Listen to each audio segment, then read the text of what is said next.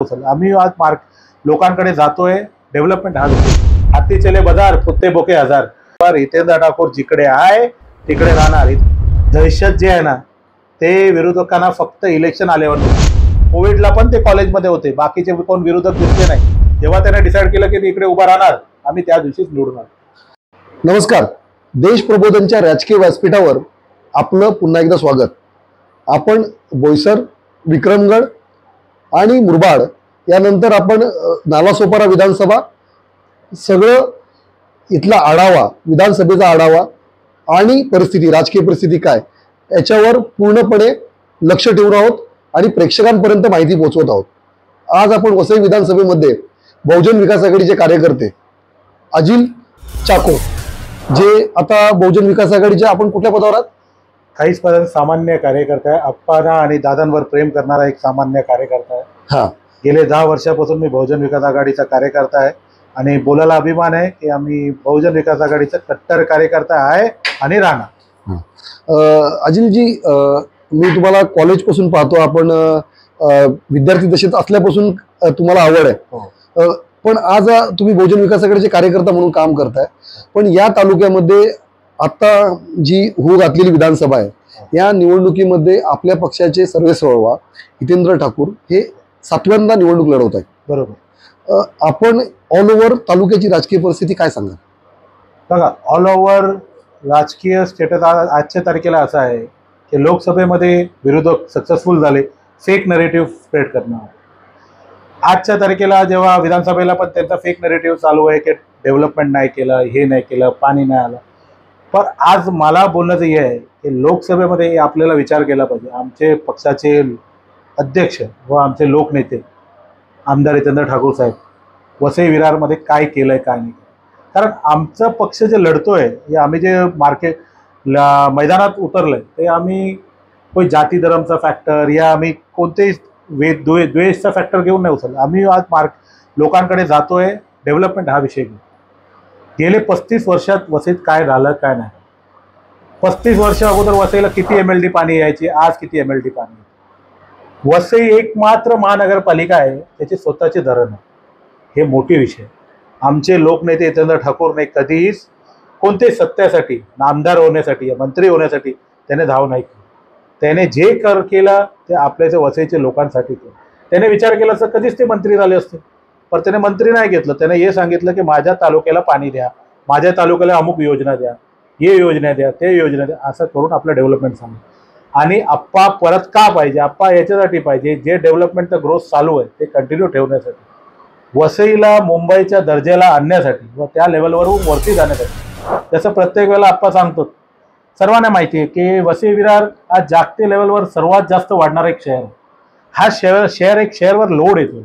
जसं आपण विचार करतो हे सुविधा होत नाही, आज जे सुविधा आहे उद्या ते झालं की दुसरा सुविधा बाकी झाला. कारण जनसंख्या ज्या टक्केच्या हिशोबाने आपल्याकडे वाढत चालली. कॉमन पब्लिक जे मुंबईला राहतात त्यांना मुंबईला घर अफोर्डेबल होत नाही, त्याच्यासाठी ते मायग्रेट करतात. कारण वसई विरार असं शहर आहे जिकडे लोक पीसफुली राहतात. इकडे कधीही आजपर्यंत एक जातीदात दंगल झाला नाही. काही समाजाला, कोणत्याही समाजाला आपण हे केलं नाही. वसई भूमी अशी आहे, सर्व लोक वेगवेगळ्या प्रांतातून आलेत आणि या धर्तीत आपला मानल्यानं या धर्तीवर एकदम सुखाने जगतात. म्हणून या डेव्हलपमेंट कंटिन्यू ठेवण्यासाठी आपल्याला आप्पाला निवडून द्यायला लागेल, त्यांचे विजनला साथ द्यायला लागेल. त्याच्या हिशोबाने आम्ही लोकांना जाऊन सांगतोय आणि लोकांचा भरपूर साथ भेटतो. पण विरोधकांचं असं म्हणणं आहे का हे पाण्याचं राजकारण, आज 30 वर्ष पाण्याच्या राजकारणावर हे निवडून येतात. निवडून आल्यानंतर पाणी हा विषय, आज तुम्ही बोलाल की पाणी आलंय, पण सर्व 69 गावं जी आहेत, म्हणजे मुळगाव वगैरे जी गावं आहेत त्या गावांमध्ये अजूनही पाणी नाहीये. विवेक पंडितांनी जे पाण्याच्या टाक्या बांधल्या त्या टाक्यांना पाणी सुद्धा मिळून दिलं नाही, असा त्यांचा आरोप आहे. बघा, विरोधकांचा काम आहे आरोप करणं, कारण त्यांच्याकडे बोलायला काही मुद्दाच नाही. तुम्ही हे बघू शकता साहेब, आपल्याकडे चला आमदार आमचे होते, आम्ही मान्य करतो 30-35 वर्षापासून आमदार आमचे होते. आमच्या आमदारने जे केलं ते तुमच्या समोर आहे. खासदार कोणाचा होता? खासदार सोडा, आपल्याकडे पहिले खासदार रामनाईक साहेब होते, ते राज्यपाल झाले, केंद्रीय मंत्री झाले, काय काय नाही झाले, का नाही त्याने काय केलं. त्याच्यानंतर वनगा साहेब होते, सावरा साहेब. पाण्याची योजना आहे ती वनगा साहेबांनी चिंतामण वनगाने त्याच्यासाठी प्रयत्न केला असं त्यांचं म्हणणं आहे. त्यांना बोलायला काय होतं, तर ऍक्च्युअली प्रॅक्टिकली काय केलं. मी तर सीना टोकून बोलतो, तुम्ही रेकॉर्ड काढा. जेव्हा आमचे एकदा खासदार होते बलिराम जाधव साहेब, आणि त्याने किती आपल्या महानगरपालिकेला काय अनुदान आणून दिलं, की काय निधी सेंट्रलवरून आणून दिला, आणि यांचे खासदार असताना याने काय आणून दिलं. बघा, facts and figure on paper आहे. आम्ही आणि तुम्ही विरोधक बोलायचं म्हणून कुणावर ऑब्जेक्शन करून मतलब नाही. जाणारा माणूस पण कोण कुठं बोलेल. एक कहावत आहे ना साहेब, हाती चले बाजार कुत्ते बोके हजार. तर कसं आहे, जेव्हा बोलायला काही कारण बोलायला त्यांच्याकडे प्रॉपर रिझन नाही. आम्ही काय बोलतो, तुम्ही आमच्या बोलण्यावर जाऊच नका ना. तुम्ही डेव्हलपमेंट पेपर घ्या ना, किती फंड कुठून आले, काय आले, ते रेकॉर्ड आहे. एका आमदाराचा वार्षिक फंड किती असतो? 5 करोड रुपये. 5 करोड. आमदारचा आता गेल्या वर्षी समजा आप्पांचाच पकडा तर 5 करोडचा झाले 25 करोड रुपये. आप्पाने किती करोड रुपयाचे योजना वसई तालुक्याला आणलं ते बघा, आणि 25 करोड रुपये कुठे बघा. हे अगर दुसऱ्या कोणतरी विरोधक गेले, ज्यांना बोलायला येत नाही, करायला येते, तिकडे जाऊन काय बोलणार आहे. आप्पा म्हणजे स्वतः एक वजन आहे. ते वजन आज वसई तालुक्याची ओळख महाराष्ट्रामध्ये, जे आजपर्यंत आपल्याकडे चिंबाजी आप्पा होते, त्यांची पावनभूमीवर आपल्याला हितेंद्र ठाकूर साहेब माणूस भेटलेत. त्यांचं एक रेप्युटेशन आहे, एक नाव आहे. मोठेचे मोठे राजकीय पक्ष तिकडे त्यांच्याकडे येतात, कारण आपला कधीही, आता गेल्या इलेक्शनलाच बघा, आम्ही कोणत्याही पक्षाच्या विरोधात नाही, पण काही समाजाने उभाटा गट बोला, आम्ही त्यांना मदत केली. तर आम्ही मध्ये पब्लिकने त्यांना विचार केला. आम्ही तर आमचा कॅन्डिडेट होता, पब्लिकने त्यांना मत दिला, हे दिला. आज कांबडी मॅडम स्वतः आता बीजेपीला गेले, शिंदे गटात गेले. शिंदे गटाचे, म्हणजे कुठे ना कुठे ते बीजेपीला अलायन्स मध्ये गेले. 100%. म्हणजे कुठेहीच कुणाचा आधार राहिला नाही. हे लोक पण कुठून कुठे फिरणार. आज आपण कुणाला निवडून दिलं, उद्या सत्ता नाही झालं तर इकडून तिकडे फिरणार. पण हितेंद्र ठाकूर जिकडे आहे तिकडे राहणार. हितेंद्र ठाकूरने एक पण पक्षाला सपोर्ट नाही केलाय. हितेंद्र ठाकूर साहेबांनी फक्त आणि फक्त सरकारला सपोर्ट केला, आणि त्याच्याने आपल्या तालुक्याला चांगल्या तर चांगल्या योजना आणल्या. त्याचा फायदा आपल्या लोकांना करून दिला. अजितजीने एक महत्वाचा मुद्दा बोलला की हितेंद्र ठाकूरांनी कोणत्याही पक्षाला कधीच पाठिंबा दिला नाही, त्यांनी सरकारला दिला, आणि त्या बदल्यात त्यांनी योजना घेतल्या. त्याने विचार केला असेल. तुम्ही स्वतः तुमचा एक विचार करा, जेव्हा महाविकास आघाडीचा झाला, बच्चू कडू ज्यांच्याकडे 2 आमदार होते त्याने मंत्रीपद घेतलं. हो.